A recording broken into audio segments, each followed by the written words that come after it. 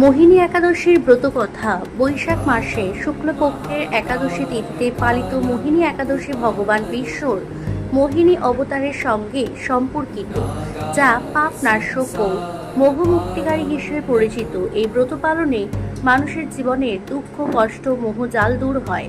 বশিষ্ঠদেব রামচন্দ্রকে এবং শ্রীকৃষ্ণ যুধিষ্ঠিরকে এই ব্রতের মাহাত্ম্য শুনিয়েছিলেন।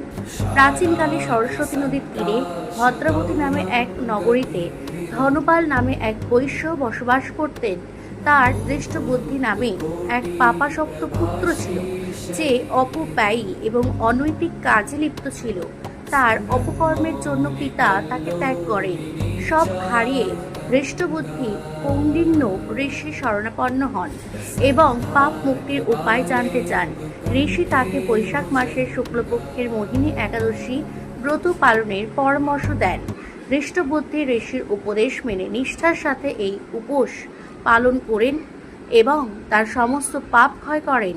এরপর তিনি সুন্দর দিব্য রূপ লাভ করে গরুড়ে আরোহণ করে বিষ্ণুলোকে গমন করেন। সকালে স্নান সেরে উঠে পবিত্র হয়ে বিষ্ণুর মূর্তির সামনে উপবাসের সংকল্প নিয়ে হলুদ বস্ত্র এবং তুলসী দিয়ে পুজো করতে হয়। অন্ন গ্রহণ না করে ফল বা নিরম্ব উপোস পালন করতে হয়। রাতে বিষ্ণু নাম জপ এবং ভজন কীর্তন করতে হয়। দ্বাদশীতে ব্রতভঙ্গের আগে অভাবীকে অন্ন বা বস্ত্র দান করতে হয়। মোহিনী একাদশী ব্রত পালন করলে হাজার গাভীদানের পুণ্য অর্জিত হয় এবং বিষ্ণুলোকে স্থান হয়।